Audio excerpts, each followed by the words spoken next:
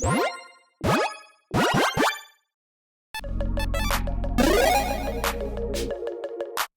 everyone, Mitch coming in from the Commander Score Studio. Welcome to the show. So, I love deck building challenges, and I thought to myself, I've done 99 lands before for a deck, but is it possible to do 100 lands? And well, let's jump into it. So the only way to possibly do this is actually, okay, it's a technicality. Technically, there are no commanders that are inherently lands, but Arixmathy Slumbering Isle is, for all intents and purposes, a land. A 12/12 Kraken for 4 mana in Simic enters the battlefield tapped with 5 slumber counters on it, has a slumber counter on it. It is a land whenever it has one on it. So once you play it, it's a land. Come on, give me a break. It's a land, all right? On top of that, whenever you cast a spell, you may remove a slumber counter from it, and it can tap for green-blue. So this is a commander that is basically like an explosive vegetation in a way, because, yeah, you're always going to get 4 mana, 2 mana, essentially, out of, a land.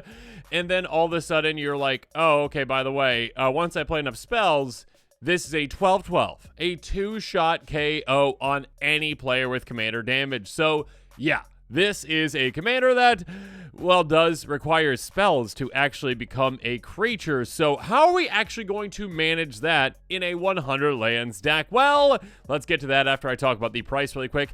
$15.51 for this budget deck. That does not include shipping or basics, but you can find that link in the description below. And you already have those basics, so or some friends have them, or an LGS has them for you. But yes, this is a very spicy build, and you can make it a little bit spicier if you really want to. I'll talk about some of the upgrades here in a bit too. Let's jump into it. So how we are going to do this in a 100 lands deck? Well, in tactic number 1, MDFC Lands. Now, like I kind of mentioned, you can up the budget a little bit. $15.51 right now is very, very budget friendly. That being said, some of the MDFCs are like, $30 or so. So yeah, there's some very expensive ones out there you can add there. That being said, there are 12 very budget friendly ones I'm going to go over right now. Vastwood Fortification, instant for a single green mana, counter on target creature. Now, you will be helping an opponent out with this, but that's okay, because, you need to get your commander, which say 12/12 active, and your commander is still going to be bigger. That being said, on the back side of each of these, just show the first one really quick. Enters battlefield tap, taps for a green. Most of these are, taps for a blue, taps for a green. There's a Simic one in there too. Let's keep going. Bay and Veil, instant for 2 mana in blue. Creatures opponents control get -2/-0 until end of turn. A great way to slow our opponent's creatures down. Jawari Disruption, speaking of slowing an opponent down, quite annoying, if you get countered by this for an opponent. They're like, I don't have 1 mana. Oh no. Yeah, so being able to counter a spell out of nowhere, this is great. Or, yeah, just don't even worry if it's going to actually counter it, because all you care about, again, is getting those slumber counters down. Next up, Tangleflorahedron, a great turn 2 ramp for us. That's for a green. It's a mana dork. Next up, Bridge Works Battle. We do have a couple of creatures in the MDFCs, as well as a couple of land creatures to talk about here in a little bit. So we have targets or something like this. Target creature control gets +2/+2 until end of turn. It fights up to 1 creature you don't control, so it could be some good removal for us. Hydroelectric Specimen, yet another creature in our MDFCs. 1/4 weird with flash that costs 3 mana in blue. Enters, you may change the target of target instant sorcery spell with a single target to this, so we can swap a target around with this. Again, what we care about though, really, getting rid of slumber counters. Next up, Kazanu Mammoth. Whenever a land is battlefield under control, gets +2/+2 until end of turn. We are going to hit our land drops every single turn. We are guaranteed that, because we have a 100 card deck that is all lands. So there you go. That being said, also, like when you have some Evolving Wilds fetch lands, you can even save some of those up if you want, and then use them all at once to have just a massive, massive heavy hitter. Next up, Colony Ambush, instant for 3 mana, target creature control, fights our creature you don't control. Solemnity Vision can actually help us get some more MDFCs. Basically, with the top 6, can insert sorcery from them into our hand. That can be great for us. Umara Wizard, a 4/3 that can get flying if we cast it into a sorcery wizard spell. Cool. What matters, again, getting rid of slumber counters. Next up, Disciple of Freyalise. 3/3 enters the battlefield. You may sacrifice another creature. So another one of our MDFCs or another one of our creature lands. When you do, you gain X life, draw X cards, or X that creature's power. So a way to dig down into our deck. Then there's Drowner of Truth. Finally, a great one to sacrifice. 7 power right there. 6. Eldrazi for 7 mana. Whenever you cast a spell, if colors are spent to cast it, you make 2 Eldrazi spawns, so some nice ramp there, some nice blockers if we need them. And, yeah, we're going to have colorless lands. We've got a lot of flexibility when it comes to our lands. Moving on to our next tactic, though, I kind of alluded to this. We do have some creature lands, 16 to be exact. Cactus Reserve, I'm going to skip kind of like how these tap for mana, essentially. If you want to know that, they were either tapping for our colors or tapping for a colorless or whatnot. Or this one taps for any type that a land we control could produce, so there you go. So most likely our colors. That being said, I'm just going to cover what kinds of creatures they turn into, because that's what we have them in here for. Pay 3 until end of turn, XX, plant creature, or XD Grace 9, value of our commanders, which of course is 4. And with these lands, I want to mention, again, they can be targets for our spells. They can be great blockers for us to help us, keep around while we are trying to get that slumber counter off of our commander. And also, we can use them as attackers too. Again, a board wipe will take out all the creatures on the board, will not take out our creature lands, because they're not going to be creatures at the time. Crawling Barrens. This can become absolutely massive throughout the game. Pay 4, get 2 counters on it. If we want to, we can make it into a 0/0 elemental until end of turn. Dread Saturate, 4 mana, it becomes a 4/2. Fairy Conclave, 2 mana, becomes a 2/1 flyer. Hostile Desert, pay 2, exile land from our graveyard, becomes a 3/4. And yes, we've got plenty of lands that are going to be in our graveyard for one reason or another. We'll get to those here in a little bit. Lair of the Hydra turns into a Hydra. You pay X, and it can actually turn into a really, really heavy hitter for us. Next up, Lumbering Falls, 4 mana, essentially becomes a 3/3 with Hexproof. Mishra's Factory, pay 1, it becomes a 2/2. Mishra's Foundry, less efficient, but still, pay 2, becomes a 2/2. Mobilized District, pay 4, comes a 3/3 Citizen, and I guess if we have our commander in play, sure, it costs 1 less to do that. Next up, Restless Vinestalk, pay 5, comes a 5/5. Whenever it attacks, we can make another creature into a 3/3. If we really want to do that, we can. Next up, Spawning Bed, pay 6 and tap and sacrifice it. Make 3 Eldrazi Scion. Stalking Stones, pay 6 to make it a 3/3 until end of turn. Treetop Village, pay 2 to make it a 3/3 with Trample until end of turn.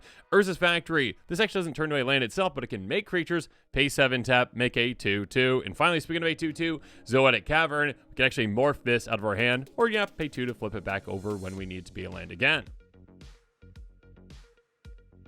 But now to move on to the land that is the golden pig of this deck, the number 1 card, number 99, and that is Rogue's Passage. Taps for a colorless, pay 4, tap, target creature is unblockable, essentially. So, yeah, being able to get our 2-shot KO commander through is absolutely massive, of course, for this deck. Being able to do that, that is huge, huge, huge for it to come from one of our lands, of course. So, yeah, we're going to pay that every single time. Hit you again, you're gone. Next up, hit you again, you're gone. Rogue's Passage is absolutely awesome, definitely worth the title of Golden Pig.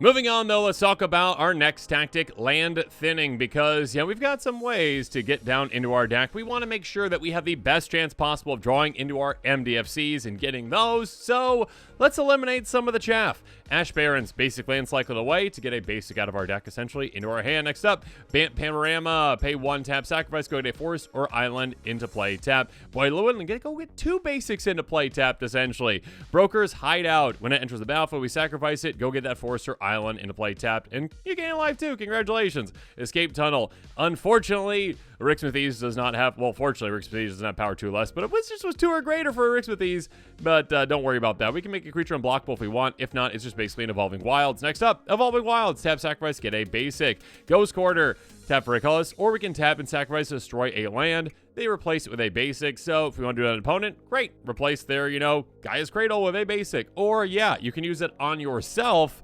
And yeah, you might go down in lands, but that's okay. Again, deck thinning is very important for this deck. Mirror Landscape, I like Play Woodland, but both those basics have to be exact same type. Promising Vein, pay 1, tap, sacrifice, go get any basic from our deck. Shire Terrace, exact same thing, essentially. Terminal Moraine, exact same thing, but at 2 mana. Warp Landscape, same thing as that, exactly same card. And then Terramorg Expanse, yet another Evolving Wilds for this deck. But of course, we have even more ways to dig down into our deck, so let's move on to our next tactic, Dig Lands. First up, Castle Vantress. Enters battlefield, tap unless you control an island. We might have an island. If so, great. If not, that's okay. This deck is fine. Tap for a blue, pay 4, tap, scry 2. So dig down quite a bit. Conduit Pylons, ETB, scry 1. It can also filter mana. We got a lot of these kinds of lands. Then we've got Crystal Grotto. Exact same thing. Galfrey Council Chamber. Enters the battlefield, surveil 1. So again, we get lands in our graveyard, which can come in handy with certain things. Then we've got Hitting Grotto. Again, surveil 1. Path of Ancestry. Enters the battlefield, tap. Taps for our commander's color identity, and if we cast our commander with it, well, scry 1. There you go. Quandrix Campus. There's battlefield tap, taps for a green or a blue, and we can also pay 4 to tap and scry 1. Temple of Mystery, ETB is tapped. Taps for either our mana, scries 1. Great Havens can also scry 1 when it enters the battlefield. Tuska's Dig Site, pay 3, tap, surveil 1. So repeatable surveil can be great there. And Zalfir and Void, ETB Scry 1. So yeah, all these can help us dig down to our deck quite a bit.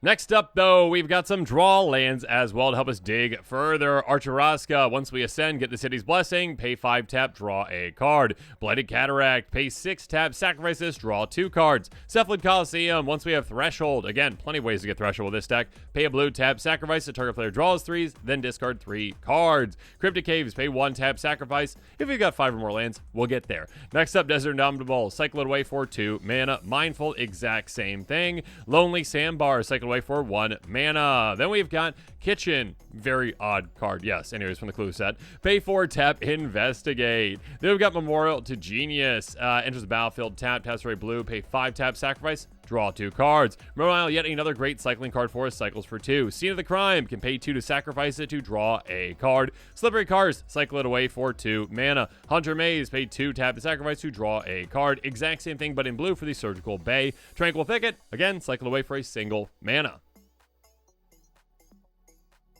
Next up, though, we've got some fall lands. Not lands that you're going to play in the fall. I mean, you might play them in the fall, but ones that help our opponent's things fall down. Blast Zone, a great one. Get basically charge counters on it that we can sacrifice, destroy everything with a charge counter that's equal to it. Then we've got Grasping Dunes, pay 1 tap, sacrifice, -1/-1 target creature. Slow that creature down, or again, take something out potentially. Labyrinth of Scophos, pay 4 tap, move target attacking or blocking creature from combat. Protect yourself. Ominous Cemetery, speaking of that, pay 5 tap, exile target's creature's owner shovels in her library. With some of these lands, you can just use them as a great threat and be like, don't mess with me. I'm just playing lands. I'm just playing lands right here, okay? Don't mess with me. Don't swing at me. You do so, your best creature's going away. Then we've got Scavenger Grounds. This can really mess with players that love their graveyard. Reanimation style decks. Pay 2 tap, sacrifice a desert, exile every single graveyard out there. And keep in mind, we have other graveyards, other deserts outside of this one. And Underdark Rift, pay 5 tap, exile, roll a d10, put target artifact, creature, or planeswalker to its library beneath the top X cards, X that result. Again, yet another card we can just threaten and say, we've got this, okay? You want to do something to us? That's going away. Moving on, we've got some value lands in our next tactic. First up, Arid Archway. Basically a bounce land. Don't worry about the desert so much. I mean, you can worry about the desert if you have some. Surveil 1, when it bounces the desert back to your hand, it can tap for 2. But keep in mind with the other bouncing, well, we can bounce something that has a great ETB for us that we really care about. Hidden Nursery. This one we can pay 5 tap, sacrifice to discover 4. Active on the sorcery. Yeah, Discover can be massive in this deck because, again, hidden MDFC, cast it. There you go. Next up, Memorial to Unity. Pay 3, tap, sacrifice, like a top 5 card of your library. If you like creature card from one, then put in your hand, but the rest of the bottom of your library in a random order. You might hit one of those creature MDFCs with this. Sandstorm Verge. Pay 3, tap, target creature can't block this turn, activate on the sorcery. Yet another way to potentially get our commander through. Again, if an opponent only has 1 eligible blocker, goodbye. We're swinging at you. Simic Growth Chamber, again, a bounce land. Talked about why that would be great. Next up, Soaring Sea Cliff. Enters battlefield, target creature gains flying until end of turn. Give your creature flying can just be a great way. Oh my gosh, a flying island. Oh my goodness. Yeah, hitting someone for 12, half of their life with commander damage. Huge. Tell the False God. Of course, this can always tap for 2 for us because we are guaranteed to hit our land drops. I mean, I guess I should say guaranteed to actually tap for 2 when we put it down because we have 100 lands, okay? Moving on, Biblioplex. Pay 2 tap, look at the top card of your library. Instant or sorcery goes into our hand. Otherwise, we can put it in our graveyard. Only if we've got 0 or 7 cards in our hand. We're going to have 7 cards in our hand. We have 100 lands. Anyways, being able to potentially get things off the top of our library into our hand or things that we don't need away, that can be great. Finally, Tyrant Sanctum. We can pay 2 and tap. Give it, our commander a +1 counter and also turn to a god. Pay 4 tap, sacrifice this. Put an indestructible counter on that god. Arixmethes, a great way to protect it, of course. And then finally, well, we round up the deck with some basics again. Basics can be absolutely fantastic. And of course, with these, yeah, we want to make sure that we have basics so that we can actually use our deck thinning lands to get these. Forests, we have 8. Islands, we have 8. Very simple, very effective.